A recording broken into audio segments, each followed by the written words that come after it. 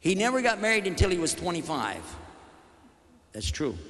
And he never had sex until he got married. After he was married for 25 years. That makes him 50. He never had sex except with his wife. So a person who has only had sex with his own wife didn't even need to have a wife, to have a woman. Didn't go out and do weird stuff, you know what I'm saying, when he was young. And now he's 50 years old. This is not somebody that is a sex fiend, like they're trying to say on some of the internets and things like that. So they're lying already. They don't know what they're talking about. What they're really doing is seeing their own situation and trying to put it on us. They're seeing their own preachers and their own relatives and their own parents. They're seeing the sickness, the disease that they have, and trying to lay it onto our beloved Nabi, the Habibullah, sallallahu alaihi wasallam. A'udhu billah. As regards the relationship of his other wives, how many of them would marry a woman who was so old that she couldn't even have sex? They had no desire for sex, just so that he could take care of her financially. And none of them would. They're dumping their own mother.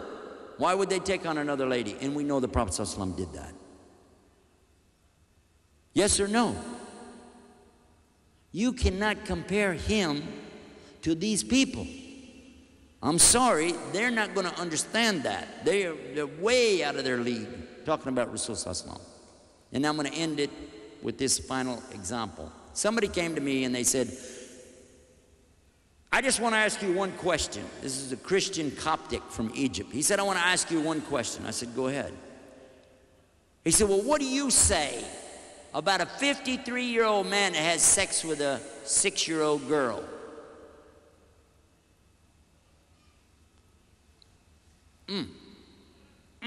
I started taking off my coat. Sheikh Ali Tamimi was standing right beside me. I took off my coat and I gave it to him. I started rolling up my sleeves. I said, neighbor, that all depends on your question, what I'm going to say next. Really depends on that question that you just asked. Whether or not it was a rhetorical question, means something just general and you're asking me to think about it, or if you're being specific and you're trying to insult my prophet. Because if you're trying to insult the Nabi sallallahu alaihi wasallam, I'm going to take you out back here. I'm going to beat your head off your shoulders. He said, it's a rhetorical question. I said, in this case, it doesn't need an answer, does it? Because that is worse than slander. That's libelous. That is horrible to say something like that and try to imply that this is something about our Rasul sallallahu alaihi wasallam. Now, I don't want you to use this technique. I'm telling you that's the wrong way to answer the question, okay? Don't get excited. I'm telling you not to do that. But I can't help it. I'm from Texas. People from Texas shoot first and ask questions later. Maybe you heard about some of us before, going around shooting first and asking questions later, but that's for another subject on another day. Anyhow, coming back to this one. Bush. Okay. Anyhow, what they're referring to is they're taking a hadith in Sahih Bukhari out of context. But I want to spend a couple of minutes right now on this subject because this is real key. This is the key to break it down. Somebody comes to you, I want you not to do what I did. I want you to use this example because I did later and it worked much better. Somebody came to me and said, well, what about your prophet was like 53 years old and he had a wife that was 6, like kindergarten or something. What's that? And I said, thank you for asking me about my religion. See how much better that looks? Thank you for asking me about my religion. And just keep smiling. You'll get over it. In our religion, in Islam, we have to tell the truth or we can go to hell forever. I cannot lie. And even if I did, you could catch me because we have the proof. Everything in Islam is recorded. You can go to it and see it for yourself because it didn't change in 1400 years. It's all right there. So we have the truth and the proof. But some questions that people ask are not really questions, they're statements with a question mark. And I give the example. Somebody comes to you and they say, can you answer a question for me, yes or no? You go, yeah, sure, why not? Is your mother out of jail yet?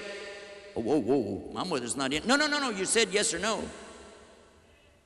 But my mother's never been in. No, you can only say yes or no. But my mother's not that. So you can't do it, huh? Now I'm thinking, all right, she's not in jail, therefore she's out of jail. What was the question? Is your mother out of jail? Yes. Well, I'm glad she got out. So it means I'm being set up from the beginning. So we may have to straighten out the question a little bit. And then finally, sir, you asked me about my religion.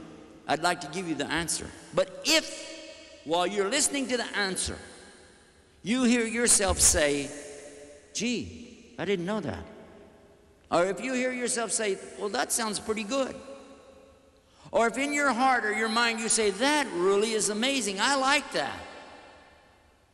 Then at the end of understanding this, are you prepared to rethink your position and consider worshiping your Lord alone without any partners?